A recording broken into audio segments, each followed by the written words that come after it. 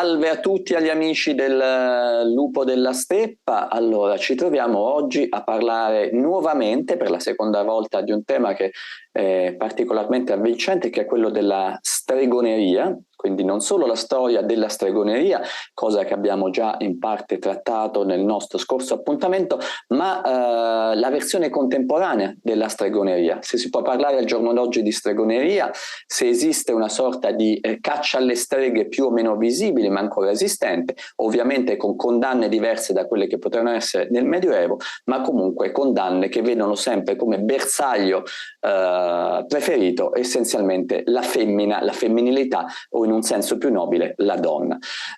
Siamo qui per parlarne con i nostri amici, che sono Valentina Ferranti, che è antropologa, che è scrittrice, che è articolista, che è specialista non solo di mitologia, di distopie, ma appunto si interessa molto a temi legati alla femminilità. E poi abbiamo ovviamente Paolo Portone, che è storico, è uno specialista di storia della stregoneria, è un saggista ed è il curatore del Museo etnografico della stregoneria di Trigoria in provincia di Imperia. Quindi benvenuti, grazie ancora di partecipare a questo, grazie a te, Martino. A questo nostro incontro. Grazie. Allora, con chi partiamo? Parliamo di donne, partiamo ovviamente con Valentina. Grazie Martino dell'invito e grazie Paolo per essere qui con noi. Allora, abbiamo già fatto un incontro in cui abbiamo iniziato a parlare di stregoneria con Paolo, che è un esperto di questo mondo, di questa storia così difficile anche da narrare, perché poi è una storia che va recuperata, no?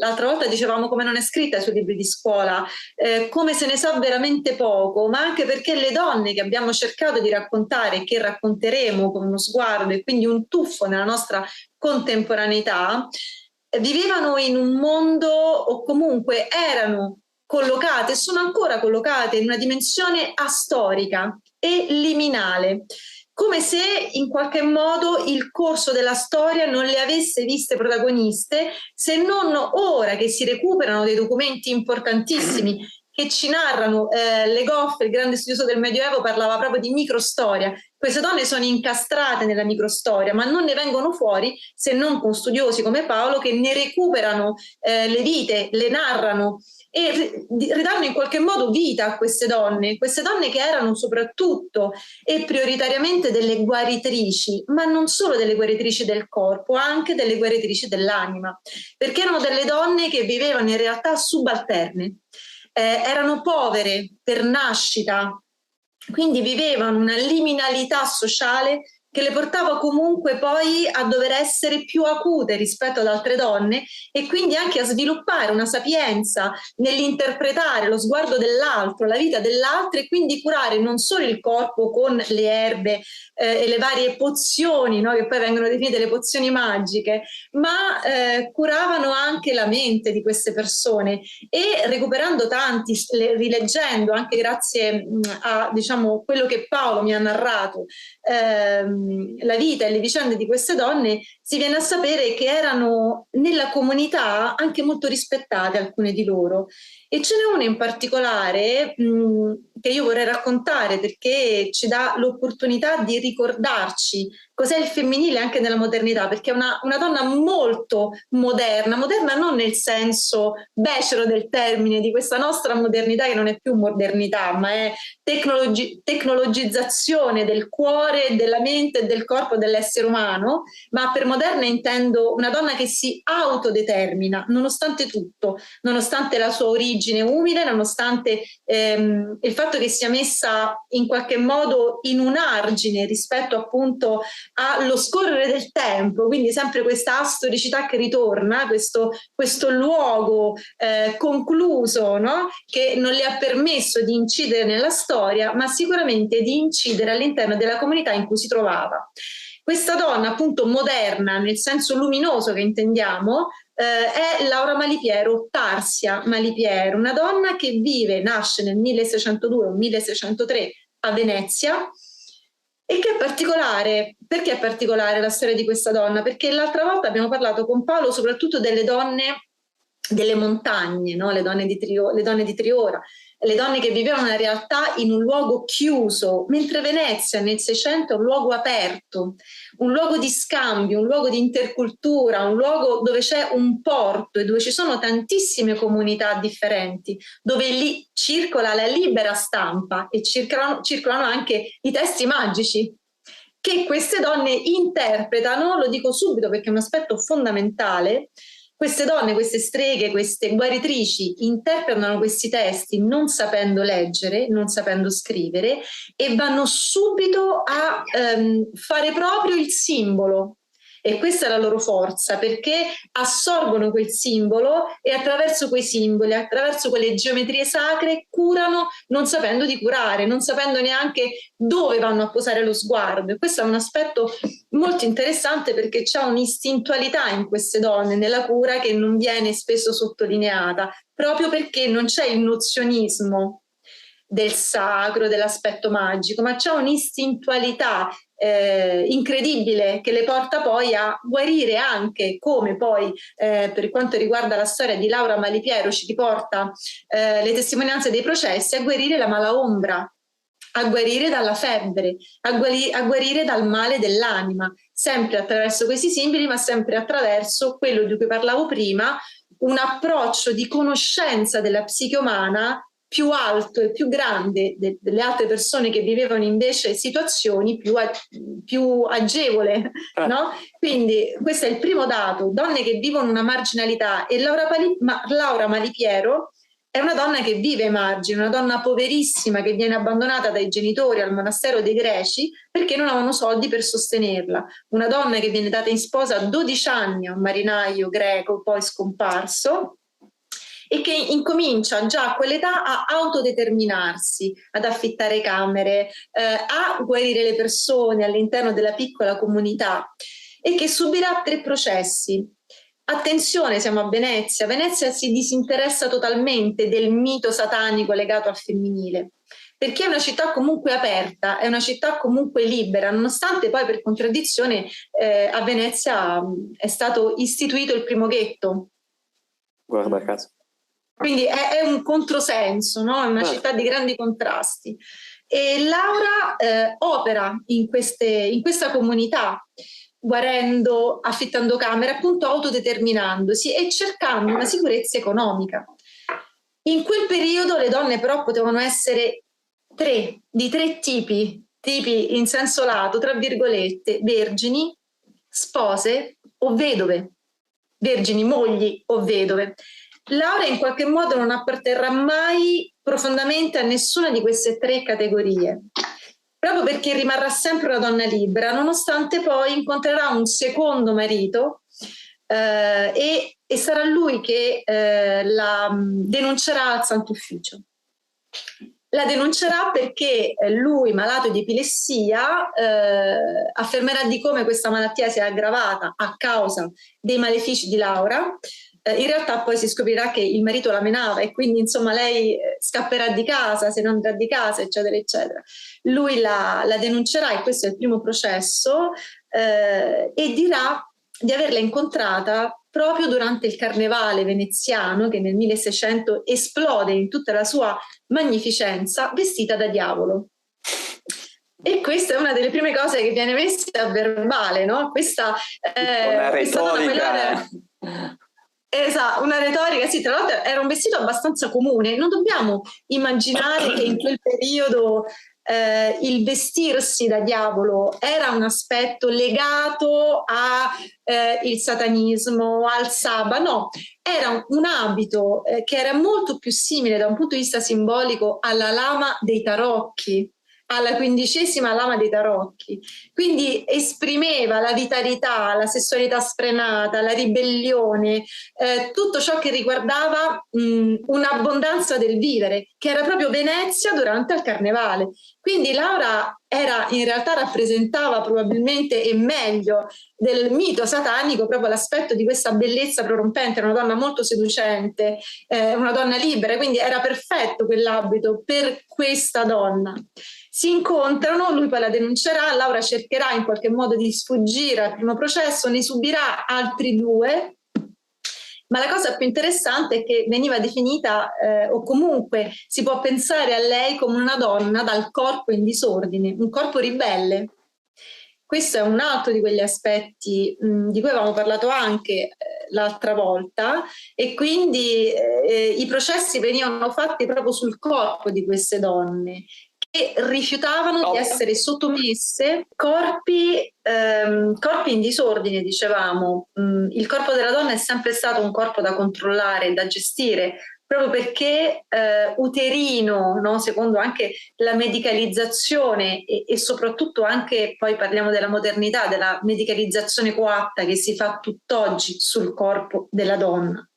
E Laura è un corpo appunto in disordine, è un corpo di una donna che si autodetermina, che in qualche modo si affranca dalla sua marginalità sociale ed economica e riesce anche ad essere indipendente economicamente, proprio perché cerca di fare di tutto per emanciparsi e per cambiare la sua condizione. Certo è che queste donne fecero una grande fatica, mi riferisco a Laura e tante altre di cui non abbiamo notizia, una grande fatica per emanciparsi da questa condizione di liminalità e marginalità sociale.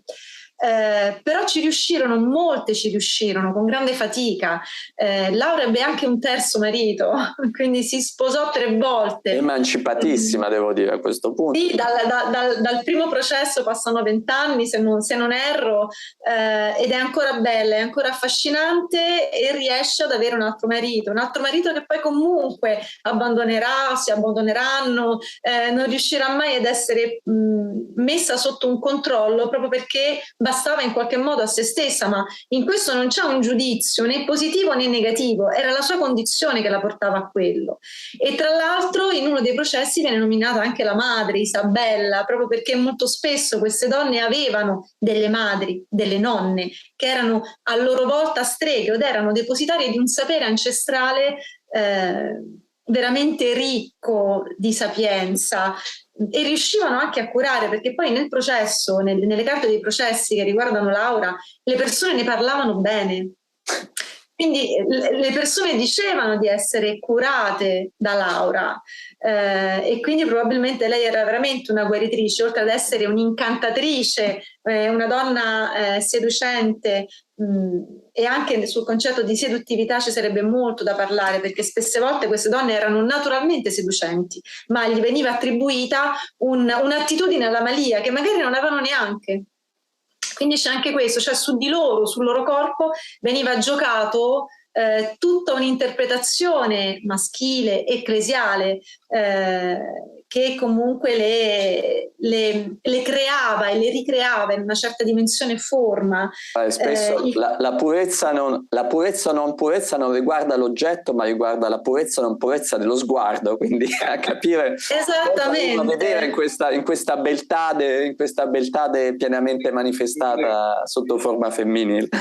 Esatto, è proprio questo il punto che riguarda la storia di tantissime donne. E proprio, esatto, dipende da chi guarda, da come interpreta questa, tra virgolette, seduttività, no? E come la criminalizza o la salva.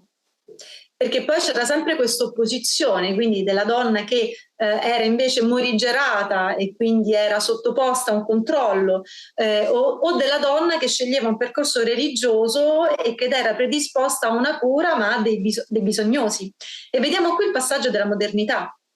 Perché? Perché ora nella modernità, e qui modernità con accezione negativa, alla donna viene relegato un ruolo subalterno nella cura. Prima le donne erano coloro che facevano partorire, proprio perché conoscevano il corpo della donna, erano donne, quindi sapevano quello che voleva dire il parto, la nascita, il portare alla luce, ma anche curare il corpo del femminile, perché erano donne esse stesse. Questa sapienza è andata persa e le donne ora sono relegate a ambiti di cura assistenziali, ma non di potere, mentre prima avevano un ruolo di potere per quanto riguarda il parto. Non c'è nulla di più potente che portare alla luce. e gli è stato levato questa loro attitudine, è stata sottratta. È stato fatto peggio, e qui mi collego alla modernità, sempre nell'accezione negativa. Questi saperi sono stati tabuizzati, nascosti, la bocca della donna è stata tabuizzata proprio perché non doveva narrarli. Ricordiamoci sempre che parliamo di una tradizione orale, quindi non una tradizione scritta, non avevano la possibilità di tramandare questo sapere, quindi questa oralità era importantissima, è andata persa, e vediamo come tante anche società tradizionali proprio su quell'oralità e sulla potenza della memoria, che è una trasmissione molto spesso anche cantata, anche recitata, si manteneva quella purezza originaria.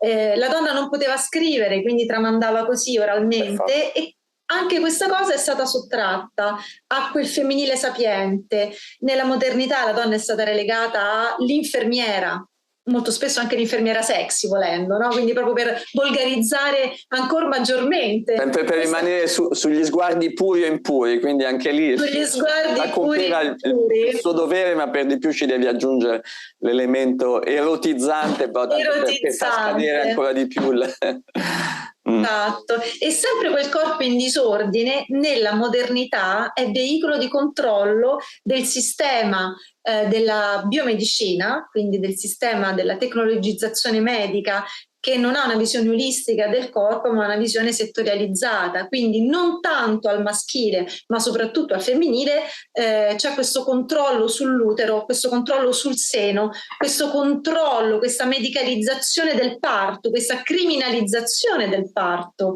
perché non... E che è visto in molti casi quasi non più un evento naturale, ma quasi un evento che ha di per sé dei tratti patologici, quindi già immediatamente viene identificato più sul lato patologico quasi un parto che su un lato naturale, tant'è vero che viene quasi aggredita oramai l'atto in sé del partorire, aggredito medicalmente e non viene più lasciato essere quello che era. È vero che abbiamo anche dei corpi diversi, e poi di questo ne possiamo parlare, rispetto a un corpo che poteva sostenere una gestazione come Dio comanda in passato, che adesso è molto invece sfuggito, sta svanendo quel tipo di corporeità che esisteva una volta.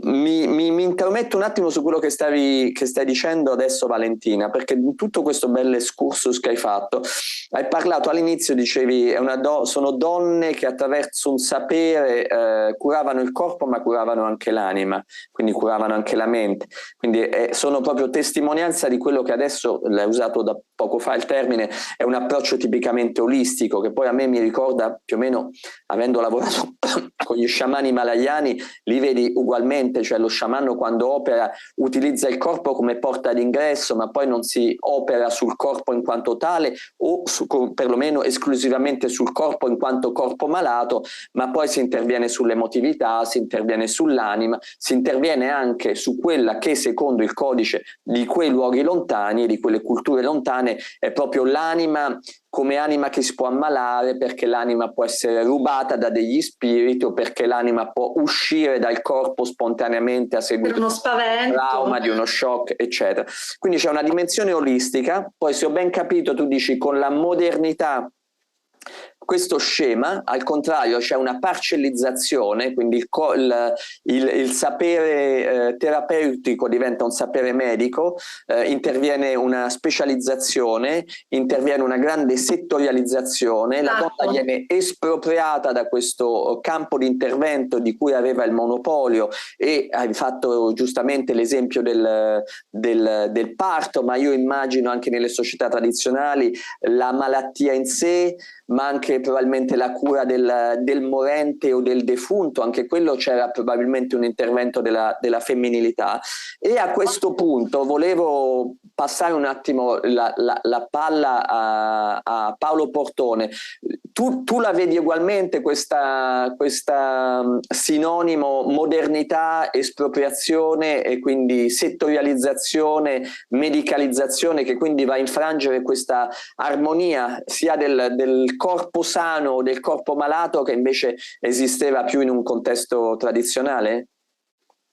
Ma guarda, innanzitutto voglio fare i complimenti a Valentina perché questo excursus ci ha permesso di entrare nel vivo di un discorso che secondo me riguarda tutti, Martino, cioè riguarda tutti noi, riguarda le basi noetiche dell'Homo occidentalis. Io credo che sostanzialmente la plasmazione di quello che noi siamo oggi è frutto proprio di una serie di cesure che si sono verificate nel corso di 3 secoli, 4 secoli, la modernità. Quindi è indubbio che sia stata tagliata più di una radice in questo senso. E quando parla di una visione olistica, Valentina, è chiaro che c'è da domandarsi appunto di quanto poco sia ecologico il nostro modo di pensare, per esempio, no? Ma io devo dirti intanto che le cose che ha detto Valentina sono molto interessanti nella misura in cui gettano una luce su una figura di questa donna, di questa Malipiero, che esula, no, dal profilo, dall'identikit che abbiamo cercato di definire la scorsa puntata. No? Gli ascoltatori, quelli che hanno visto, no, ricorderanno che è la fattucchiera barra guaritrice barra allevatrice di paese,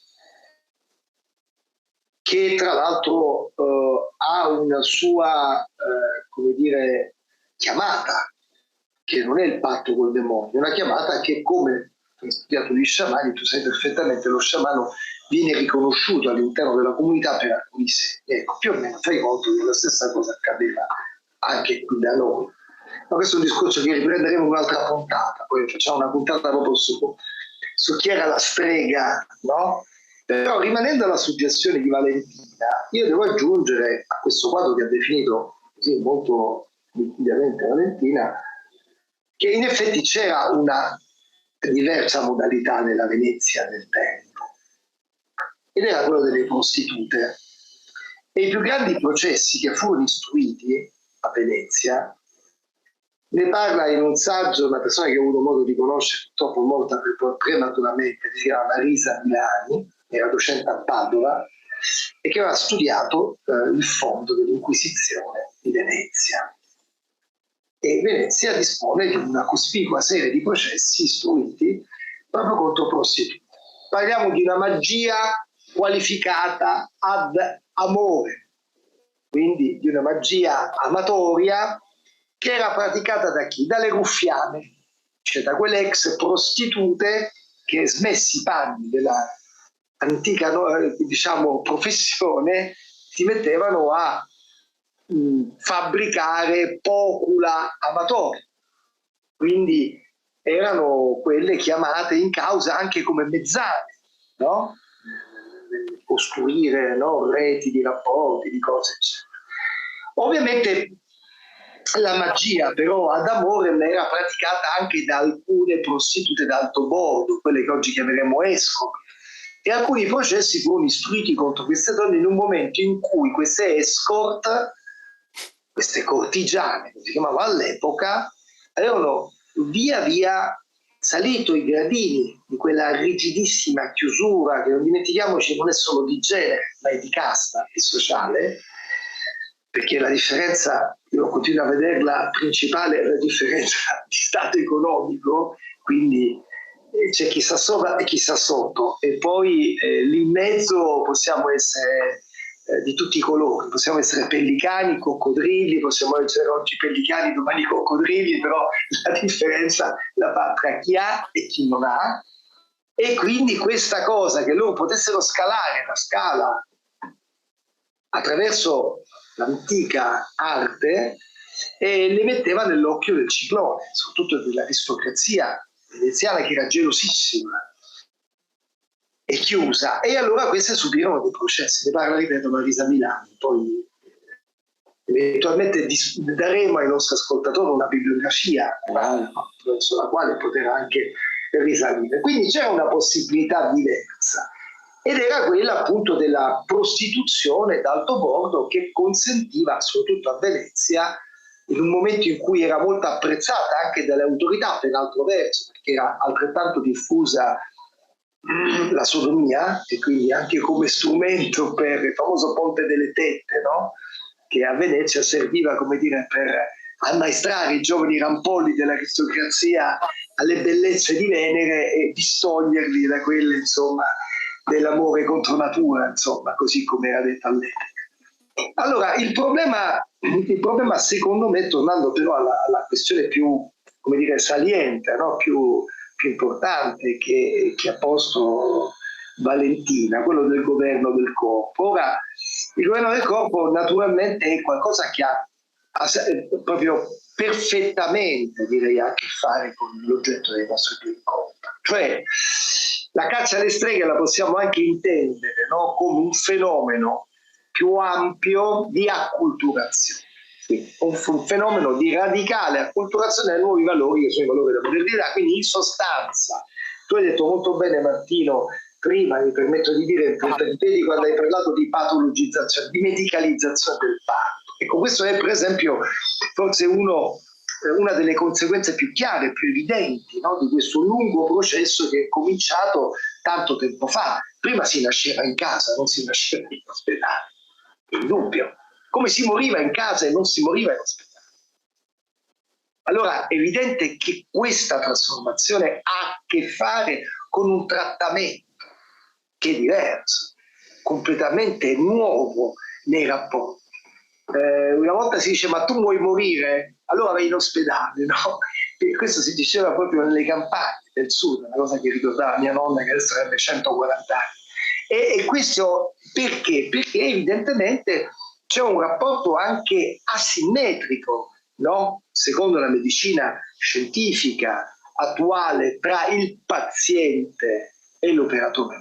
Questa asimmetria che poi abbiamo visto, no? Disvelarsi magnificamente negli ultimi 2 anni, no? Dove io sono io e voi non siete nulla, io ho studiato e voi non avete studiato, io sono l'esperto e quindi dovete essere zitti, muti, rassegnati, a prendere la pillolina come i conigli neri in Pinocchio quando entrano con la bara a dire a Pinocchio: ora prendi, no? Eccetera, deciditi, no? Ecco, e questo è un po', secondo me, la questione. Adesso poi è chiaro che l'argomento andrebbe sviscerato, però sicuramente quello che ha detto Valentina vale un po' tutta la puntata di oggi, a mio avviso, perché questo è un punto centrale.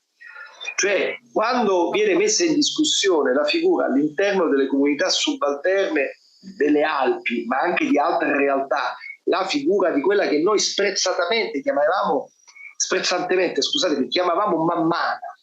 Io quando ero piccolo mi ricordo la battaglia anche, no, quando ci fu la battaglia sull'aborto: dobbiamo levare e sottrarre le donne alle mammane. Dentro quella cosa c'era la cosa giusta, però dall'altro c'era anche una tradizione, no? Che in qualche modo andava scomparendo. Ora dire questo è già politicamente scorretto, perché diciamo: oh mio Dio.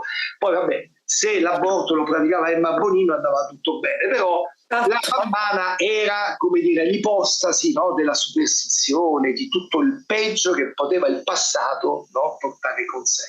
Ora, il problema secondo me è proprio questo, cioè noi abbiamo in qualche modo in un certo momento della nostra storia occidentale tagliato i ponti con una cultura in cui era possibile rapportarsi, abusando dell'avverbio naturalmente, come dire, ai rimedi, no? Che madre natura ci offre. E la riscoperta, so che magari non piace, tu anche l'hai detto prima, sulla New Age, no? Cioè è chiaro che ci sono sicuramente delle resistenze rispetto a un blob, no? Che un po' tiene tutto in piedi e non dice nulla, se non una grande richiesta di soldi, di denaro. Tanto denaro per fare la ricchezza di questo o quell'altro guru che vive a Malibu Beach o in California in altre belle dorate maggiori. Però il problema di fondo rimane il fatto che noi avevamo la possibilità di accedere a determinati rimedi naturali, no? E che questa conoscenza era una conoscenza orizzontale, dove le fattucchiere che curavano, come ha detto giustamente Valentina, nel corpo e nell'anima, perché questo tipo di cura, la cosiddetta medicina magica popolare, è una medicina che si avvaleva sia dei rimedi naturali, quindi probabilmente fitoterapici, erboristici diremmo noi oggi, no? Ma anche degli carmina, delle parole, perché in primo che cos'era il logos, la parola cura. Gesù cura con la parola, no? I grandi curano con la parola è guarigione. No? Senza scomodare Carmelo Bene sulla coinè l'importanza che dava lui alla parola, però la parola effettivamente ha quell'accezione lì, no? Di smuovere, no? Di creare magia, abracadabra, no? E quindi quella parola unita, no? All'incantamento era all'origine di una pratica che poi era la pratica degli esorcismi, perché se poi leggiamo la letteratura esorcistica del 500-600, quella che poi la Chiesa a un certo punto prende e mette in soffitta, ma lì è tutto carmina ed incantamento, solo che però era la parte buona, giusta della storia e quindi andava bene. Non andava bene se lo facevano le donne, e qua torniamo poi alla discriminante, che però è una discriminante interessante. Qui questo potrebbe essere molto interessante dal punto di vista del governo del corpo, sempre rimanendo alla suggestione di Valentina, no? Cosa c'è di più alienante e agghiacciante in qualche modo di una realtà in cui non esiste più la donna? Qual è il più grande attentato, oltre ovviamente il femminicidio, oltre ovviamente l'uccidere la donna, gli uomini che odiano le donne, di una realtà asettica in cui non c'è più la donna? Perché questo secondo me credo che sia un po' come dire un esito finale di un discorso che è cominciato molto tempo fa, no? Cioè il superamento della donna. Perché noi già un superamento della donna l'abbiamo avuto, e cioè quando noi pensiamo che avevamo iconograficamente le Madonne allattanti, cioè proprio era un motivo ricorrente dell'iconografia medievale, la donna che allattava, la Madonna che allattava. Adesso noi non vediamo più Madonna allattanti. Io sfido Valentina, Martino e no, chi ci ascolta a trovare una Madonna allattante.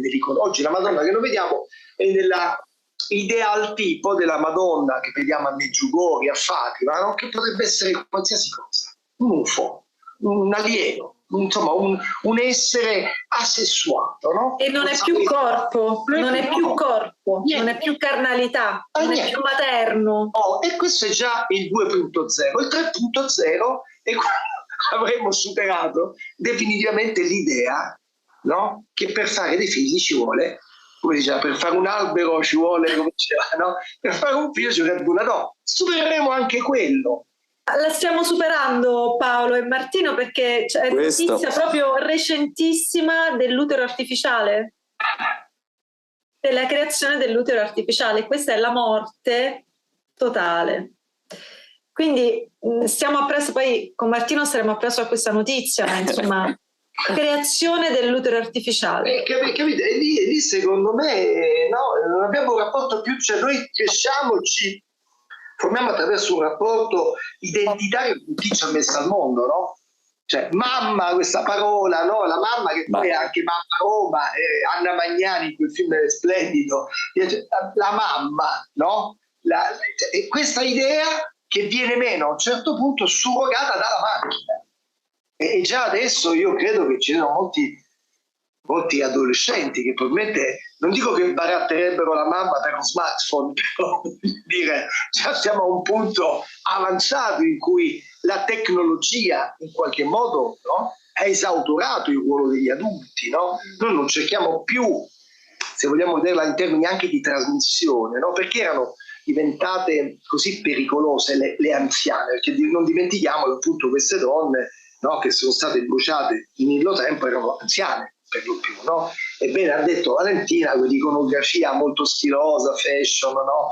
Wiccana, di queste super figure che si vedono su Instagram, no? Tutte quante acchittate, cioè qui stiamo in una sorta di eterno carnevale, no? Dove quello che conta di più è l'immagine, non la sostanza. Ma se andiamo a vedere la storia, si tratta di donne di paese, molto spesso malinarnese perché erano povere, e non dimentichiamoci l'aspetto di classe che ha avuto la caccia alle streghe, perché quando si arrivava a toccare le donne che appartenevano alle aristocrazie locali i processi si bloccavano sempre, e ve lo dico perché li ho letti i processi, quindi non è che dico delle cose che mi hanno raccontato. Quando si arrivava a toccare, ma come oggi d'altronde signori, o come per l'omosessualità ai tempi di Oscar Wilde, no? Cioè Oscar Wilde lo fanno fuori perché non è un nobile, ma gli altri rimangono lì tutti belli, no? Ai loro posti di combattimento, insomma, o di godimento, se vogliamo. Quindi voglio dire, il problema reale secondo me è proprio un altro. Cioè, il problema reale è che noi siamo di fronte a una società che tende a, come dire, in quel tempo, no? A far fuori gli anelli di trasmissione della conoscenza, e queste sono le donne, le anziane, e devono essere fatte fuori, eliminate. Infatti nel Malleus Maleficarum che dir si voglia, quali sono le donne più, no, additate? Sono le ostetriche, che sono le levatrici, sono quelle che fanno, che insomma un po', no, si interessano, si intrigano anche un po' di magia, e le anziane. C'è tutta un'ampia letteratura che sconfina anche nel teatro, forse ne abbiamo parlato la scorsa volta, la vetula, la vecchia, che troviamo per esempio nella commedia Celestino Melibeo, che Callisto in Melibea, che è un'opera di fine 400 spagnola, ma che ritroviamo anche nella Cortigiana di Pietro l'Aretino, che troviamo in altre opere anche di Ariosto, cioè questa figura della vecchia che è un'ex ruffiana che si intriga appunto di incantamenta e di carmina, che è sapiente in quel senso, però no, deteriore del termine, no? E che quindi va eliminata. E quindi ecco il passaggio importante. E torniamo anche all'oggi. Quando dice per esempio Valentina del governo del corpo, no? Speriamo che ci sia una vecchina che ci dice, un po' come Antonietta di Triora, la signora delle erbe, che qualcuno avrà visto, no? Antonietta che cosa fa, Martino? Tu non lo so se lo sai, ma lei va ancora a raccogliere le erbe, cioè 90 anni, che qualcuno che la va a trovare, poverina, è stata solo poverina nel senso buono del termine, signore, non è che voglio compatire una persona che invece ha una sua bella dignità, però poverina perché naturalmente vivere in quella realtà, in quel borgo di montagna non è semplice, però qualcuno che la va a trovare gli va a chiedere magari qualche rimedio. Bene, lei qualche volta ha difficoltà a dare i suoi rimedi naturali, perché? Perché potrebbe facilmente incorrere nell'abuso di che cosa? Della professione medica, e anche questa è tanta roba, signori. Cioè, oggi come ieri potremmo dire, una persona che si permette di dare un suggerimento, no? In questo caso, voglio dire, no? Una cura, poi potrebbe essere una cura banale di un mal di pancia con la malva, potrebbe, no? Da occhi e orecchie indiscrete anche subire una denuncia, dice perché stai andando da quella persona lì, no? E ci troveremo subito qualche bell'articolone, ecco, la santona Antonietta, che lungi da essere proprio la santona, no? Quella che si approfitta. Vedete anche i giornali come riportano notizie molto spesso, riguardo a queste figure, intendo dire, che ancora esistono. Adesso siamo anche all'interno di un ambito che possiamo definire dittatura sanitaria a tutti i livelli, e quindi comunque c'è una difficoltà proprio nell'autodeterminarsi oggettiva, no? Nel riascoltare il proprio corpo. Un corpo è diverso da tutti gli altri, quindi c'è anche una difficoltà nel tornare a una individualizzazione del proprio sentire corporeo, cioè una volta che uccidono il corpo uccidono tutto, cioè il corpo è un contenitore, un veicolo, ma parla più forte della parola, quindi se adesso noi andiamo da un guaritore o da una guaritrice che magari per aiutarci a rimuovere un trauma emotivo parla con l'organo predisposto, proprio come facevano gli sciamani, parlare con l'organo malato, quindi attraverso proprio un meccanismo di abbreazione, questa persona potrebbe essere veramente accusata di crimine, di crimine, tanto come abuso della professione medica prima. Abuso della professione medica, abuso della criminalità popolare, no? C'è anche esatto. Non c'è più il plagio, per fortuna. Il plagio, quello è la nota di mezzo, ma insomma questo è il livello, no? Ma poi l'abbiamo visto in tante occasioni, no? Cioè come dire, è un attimo che si passa subito dalla parte di Vanna Marchi e del Mago dell'Arciniero, ovvio, che ricordiamo tutti quanti, no? È un attimo, come un attimo è passare a essere terapiattista, come un attimo è passare a essere filo Putin, come un attimo a essere qualsiasi altra cosa che non sia ovviamente all'interno di una cornice, ma quella che sta illuminando adesso è quella che illumina me, è la nostra cornice entro la quale noi abbiamo il diritto di parola, però poi effettivamente fuori da quella diventa difficile, diventa un terreno, no, di difficile controllo, no? Ma noi pensiamo all'Inquisizione, no? Io questo vorrei dire a Martino, Valentina, ci siamo confrontati anche recentemente, no? Quando abbiamo insomma un po' parlato di queste questioni, no? Anche quando è uscito l'articolo, no? su questa bella rivista. Il problema dell'Inquisizione qual è? Il problema dell'Inquisizione è un controllo delle coscienze. Allora, il controllo delle coscienze come avveniva? Avveniva su un piano ovviamente spirituale, all'epoca era quello il piano, no? E spirituale era, se tu vuoi la guarigione, come che si recitava? Extra ecclesia nulla salus, fuori dalla Chiesa non c'è salvezza. E oggi lasciamo la Chiesa da parte, mettiamoci la medicina, fuori dalla medicina ufficiale non c'è salvezza. E allora, questo è il problema. E dopo di questo ci bruceranno perché no. Allora ti dirò chi è che secondo me ci brucerà, soprattutto a voi, perché io sono stato qua ad ascoltarvi e un po' a dire qualcosa di mio, quindi io sia ben chiaro, io non sono colpevole di niente. Vabbè, anche perché assisterai ai nostri roghi ai vostri roghi, ma vi dirò anche chi sarà a fare i vostri roghi. Adesso ve la dico in maniera provocatoria ed è ovviamente un rilancio a questa splendida discussione. Chi vi metterà a rogo saranno le donne stesse. Bravo, certo, è quello il problema. Allora, perché grazie a tutto quello che ha detto Valentina in maniera così approfondita e su cui poi ha ampliato Paolo in maniera estremamente articolata, quindi facendo delle bellissime puntualizzazioni, ma c'è una cosa che mi interessa per portare questo bel dibattito proprio sulla contemporaneità, perché si vede sempre, io lo capisco quello che stavi dicendo tu Paolo, voglio dire, l'Inquisizione comunque è una struttura assolutamente di potere che ha tutti gli strumenti a sua disposizione per poter esercitare quel potere e per ottenere gli effetti di quell'esercizio del potere. Al giorno d'oggi, secondo me, è più lasco questa relazione, nel senso, da parte di chi subisce o chi avrebbe subito una volta, ci sono più strumenti di manovra, di libertà o di trovare delle alternative. Dico questo perché secondo me in tutta questa situazione in cui si sta dicendo che il corpo della donna è vittima e le donne sono vittime, secondo me le donne sono vittime, il corpo della donna è vittima, le più grandi complici di questa vittimizzazione sono le donne stesse.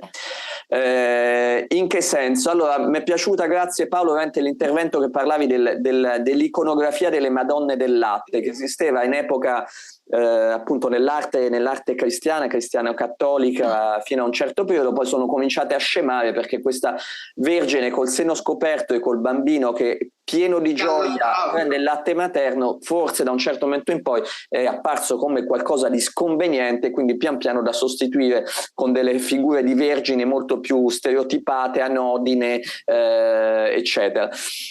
In quella immagine è vero c'è il lato materno del latte, ma io ultimamente quando stavo in Italia mi sono fatto un giro in Umbria, mi interessavano pittura, soprattutto affreschi umbri in una certa zona dell'Umbria con influenze bizantine, quindi mi sono andato a vedere un po' di cose, ho visto tante Madonne del latte che poi sono molto di ambito comunque cattolico, quindi sono già una produzione nostra molto italica, le troviamo nel senese eccetera, ma al di là del seno a me mi è piaciuto tantissimo vedere i rapporti di mano tra la Vergine e il figlio e vedere da una parte il senso materno dell'allattamento, che comunque è un atto necessario perché mantiene in vita il bimbo, ma al di là di questo le Madonne del latte, non solo quelle del latte, hanno questo rapporto di mani con il proprio bambino, il bambino che afferra la mano, la comunicazione che avviene attraverso le mani, che a me è sembrata potentissima.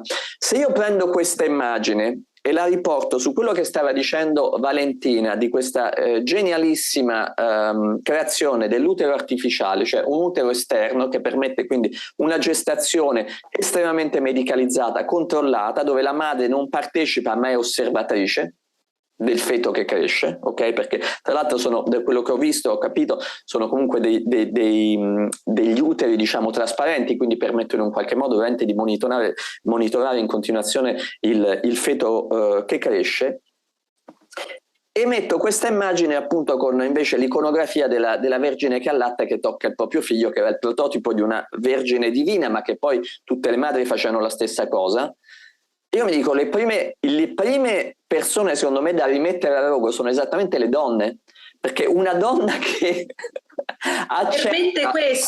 permette questo e che in una misura molto forte dice io faccio questo, uno per salvaguardare la salute integrale di mio figlio, ma come anche si dice è per non rovinare il mio corpo, che comunque le gravidanze, il mio corpo, perdonate il francesismo, me lo sfondano, quindi me lo rovinano.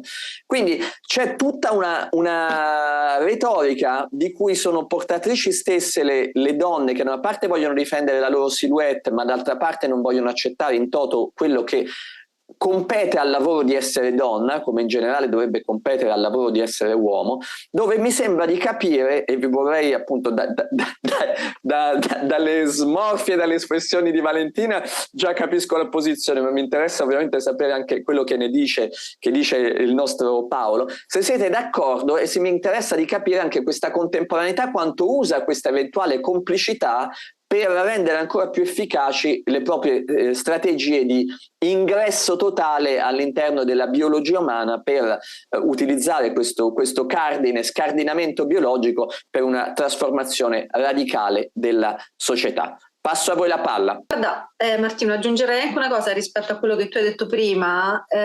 Proprio il corpo così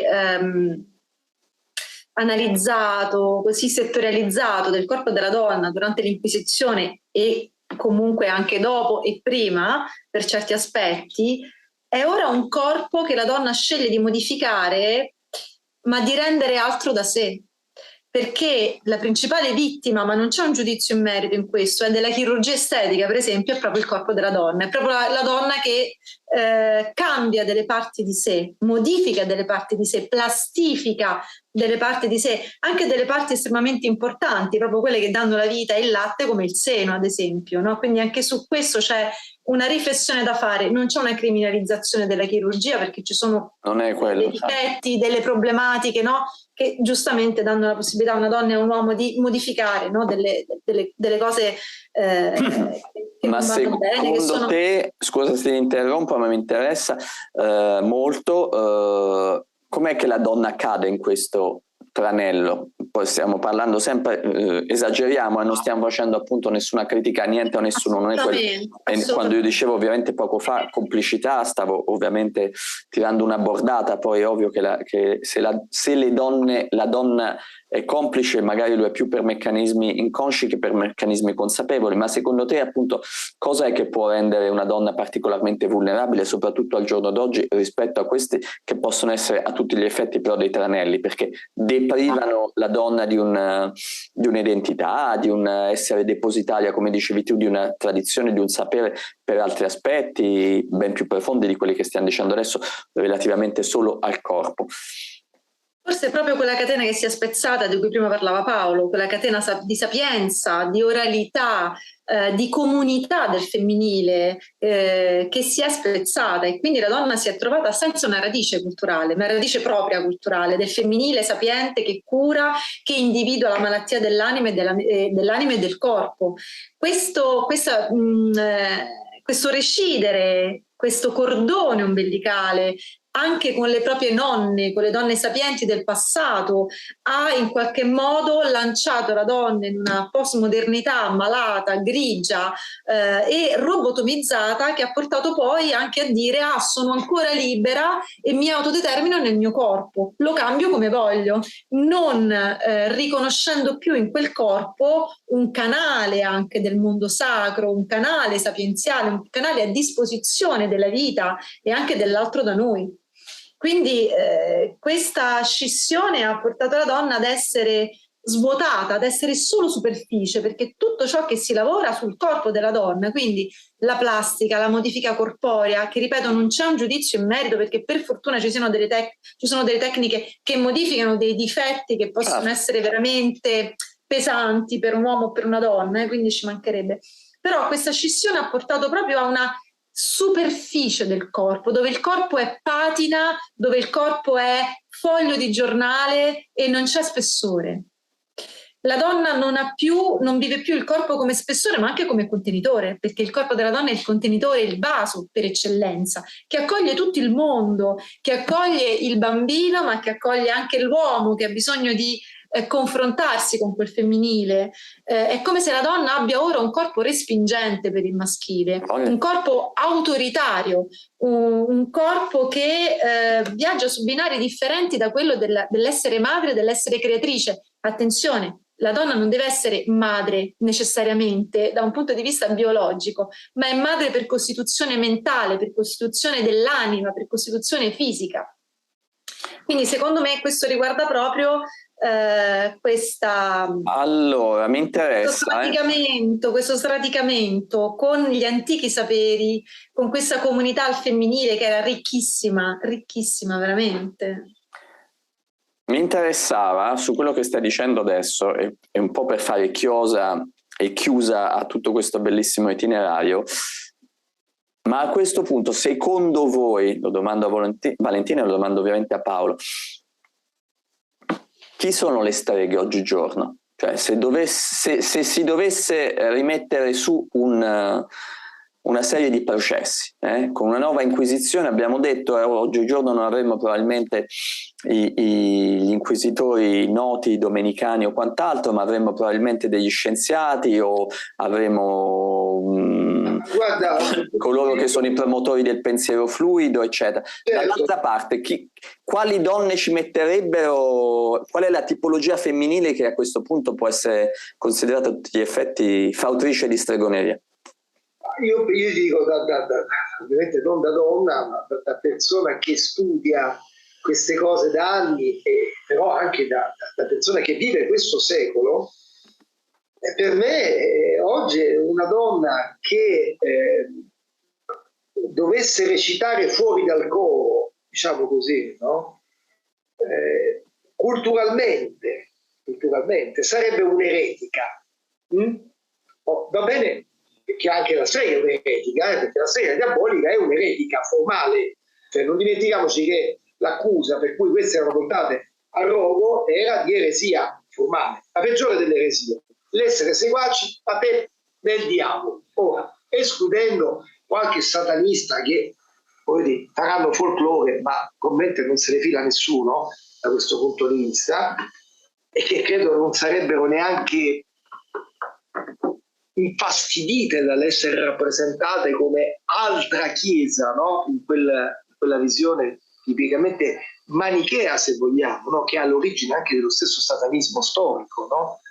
Intendo dire, di quella forma di esoterismo che prende poi quella caratterizzazione lì. Mi ricollego a quanto diceva prima precedentemente Valentina, a questo abito, a questo costume carnacialesco del diavolo, che diceva Valentina ricorda la lama dei tarocchi. In realtà noi abbiamo una tradizione che non c'entra nulla col diavolo, sono i Krampus, quelli che adesso fra un po' scorrazzeranno per le vie di alcune cittadine molto belle delle Alpi, no? I Krampus sono diavolacci, sì, ma sono anche spiriti della natura, gli spiriti dell'inverno, come i mammutones, che viceversa invece rappresentano un'uscita dall'inverno a febbraio. Quindi noi abbiamo una tradizione di caproni che non sono esattamente il diavolo, quindi uscire fuori dalla metafora del diavolo, apro e chiudo la parentesi perché questa mi sembra necessaria, comunque puntualizzazione, perché è importante secondo me, no? Perché sennò immaginiamo che tutto ciò che ha le corna automaticamente è il Satana, quando dimentichiamo che nell'Antico Testamento addirittura Satan è l'avvocato, quello che si presenterà quando noi andremo dall'altra parte come avvocato che dirà no, tu hai fatto questo, non l'hai fatto, ecco, allora quello è Satana nell'Antico Testamento. Nel Nuovo Testamento a sua volta non è assolutamente una altra divinità, perché ovviamente non sarebbe più monoteismo allora il cristianesimo, ma è semplicemente di nuovo un'immagine, una metafora anche fisica in alcuni brani, come quando prende e tenta Gesù sul Tempio, eccetera, in mezzo al deserto, ma è sempre parte di un discorso che è provvidenziale, no? Cioè non stiamo parlando di un'antichiesa, questa è un'apparenza. E comunque non è certamente il diavolo col capone, non c'è nessuna. Dove ci sono corna, in genere c'è un riferimento alla naturalità della natura, al ciclo della natura e alle potenze della natura. E alla divinità. Mosè alle corna, quelle corna non riguarda questo contesto originario. Allora, tornando alla tua domanda, chi potrebbe oggi incarnare l'identikit della strega? È chiaro che questo è un problema che si pone anche alla luce di chi era la strega un tempo, e io già ti ho risposto, cioè Antonietta intervistata alla televisione. Oggi probabilmente se io facessi determinate cose fuori mi accuserebbero di essere detto Antonietta, adesso in televisione, quindi sicuramente ci metterei quelle guaritrici, quelle signore delle erbe che, muovendosi fuori, no, dal controllo dell'accademia, che può essere tranquillamente l'accademia maschile e femminile, è l'accademia, dove poi quello che conta è chi indossa l'abito, cioè l'abito che viene indossato sostanzialmente, non il genere di chi indossa quell'abito, è l'abito che poi in qualche modo fa in questo caso il monaco, no? Cioè l'indossare l'habitus mentale del medico, no? Professionista, certo. Della salute. Quindi sicuramente entrerebbero in questo luogo, così in questo stereotipo entrerebbero queste persone. Poi sicuramente entrerebbero anche quelle persone che si dovessero muovere in senso più profondamente religioso, spirituale, no? Alla ricerca di una sacertà femminile che richiami quello che diceva Valentina, perché quando diceva Valentina quella cosa sulla maternità, su alcuni elementi archetipici, no? Che sono ben presenti, io penso anche a Jung, penso a quel bellissimo testo di uno junghiano che è la grande madre, che ho sentito di così, di Neumann, cioè noi stiamo parlando di qualcosa di fondamentale importanza nella storia della nostra umanità, no? E della nostra specie. Ovviamente chi dovesse asserire oggi in qualche modo una discendenza, un richiamo a quella società, potrebbe correre il rischio di essere giudicata nuovamente strega, ma secondo dei parametri, diciamo così, ideologici di un'ideologia woke, che fa tanto di moda oggi dire, no? Svegliata, che vede in certe cose delle caratterizzazioni del patriarcato, quando probabilmente, insomma, ci sarebbe da discutere. Non dico che non ci sia o ci sia, dico solo che sarebbe quantomeno mettere, no?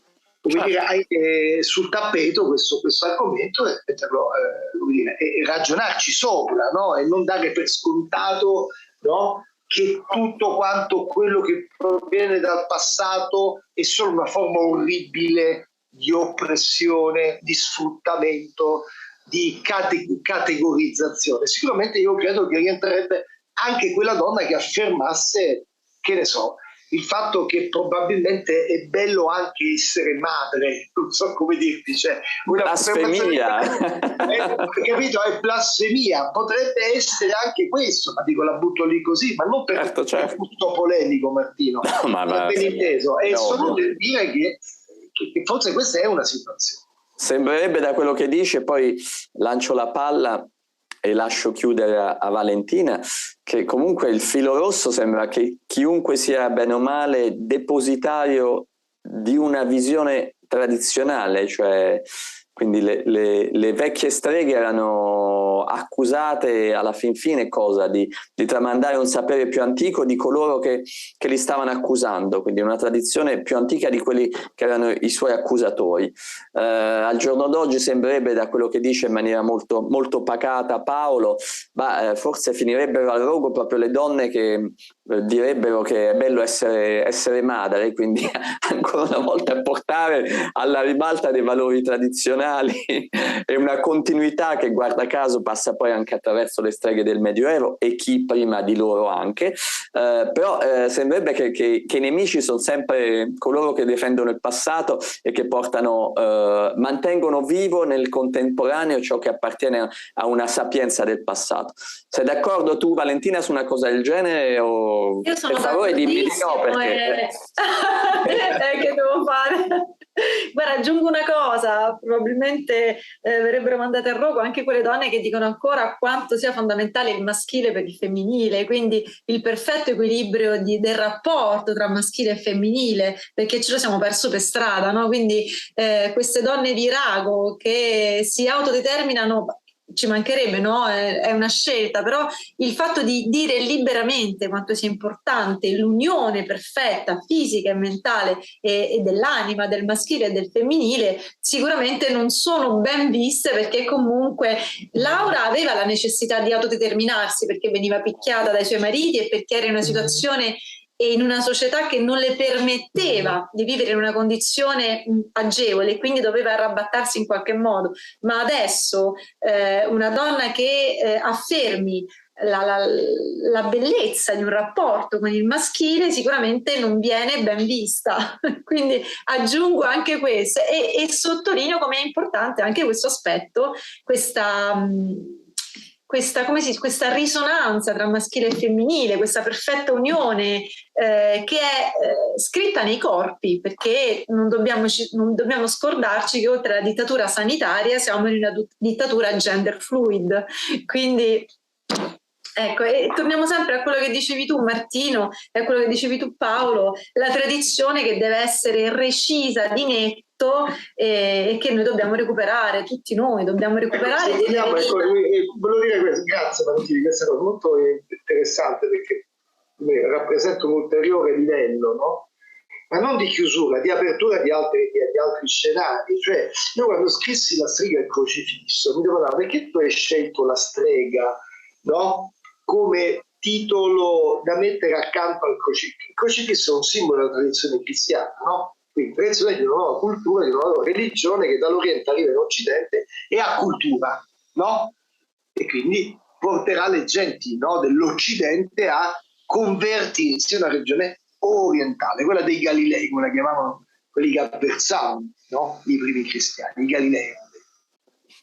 Ora la strega, perché l'ho voluta mettere a confronto di fronte al crocifisso? Perché la strega, io poi ripensandoci nel tempo, sempre con maggiore consapevolezza, la strega è quello che poi è finito dentro lo stereotipo della strega diabolica, in realtà è la tradizione. La strega è la tradizione. È la vecchia che viene bruciata a carnevale, no? La vecchia, che però qui assume non più solo un fatto rituale apotropaico, no? Di allontanamento e propiziatorio. Qui la strega è intesa come quel vecchio che deve essere bruciato per permettere al nuovo di avanzare. Ecco perché allora diventa qualcosa di più di una metafora, no? La strega. Cioè la strega è stata, Michel Foucault avrebbe detto, una rottura epistemologica importante, la caccia alle streghe. E il fatto stesso che noi non ne siamo così consapevoli oggi è perché evidentemente portiamo ancora le tossine di quella roba lì, no? E attossicano in qualche modo quei veleni, quei fumi, ancora le nostre coscienze. Ed è difficile fare i conti. E lo dico non solo perché lo studio da tanti anni questo argomento, ma perché c'è proprio, è come quando noi dobbiamo confrontarci con l'alterità dei cosiddetti selvaggi, no? Di quelle volte erano detti baluba. Allora dico, quando dobbiamo trattare di questi argomenti, no? Io ho parlato con degli amici francesi, no? Che mi parlavano insomma della mostruosità di altri popoli, che non stiamo qui a dire, delle carneficine. Dico, ma ti sei mai interrogato di quello che non un tempo, ma ancora negli anni 50 hanno fatto i francesi, no? In Algeria, di quello che hanno fatto, no? Nell'Africa e che hanno continuato a fare nell'Africa centrale. Col fatto che io non sapevo neanche che un'isola piccola, le Mayotte, che sono vicino in Madagascar, volevano l'indipendenza non è stata riconosciuta dalla Francia, la Francia si richiama, no? Si chiama fuori da qualsiasi processo di riconoscimento dell'indipendenza. Quindi siamo in un'età ancora di pieno colonialismo per certi aspetti. E però poi andiamo in giro, no?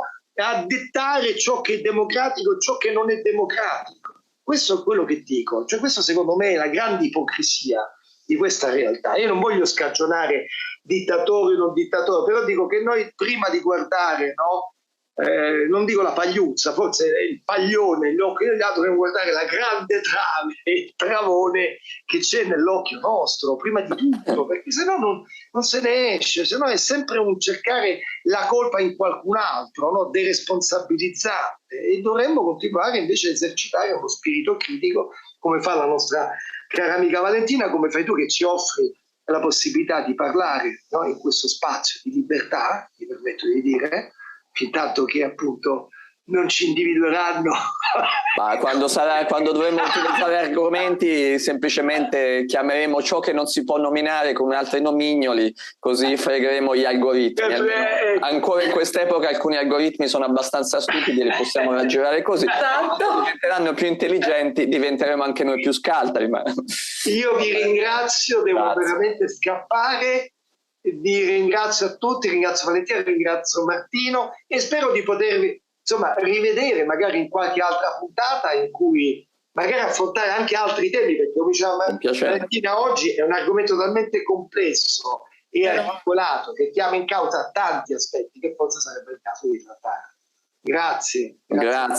Sono io che ringrazio ovviamente voi per la prodigalità di informazioni, per la passione con cui le avete esposte queste stesse informazioni, e vi do appuntamento quando vorrete, sempre qui su questo nostro canale, con grandissimo piacere. Grazie ancora, grazie Valentina. Ciao, grazie Martino, grazie.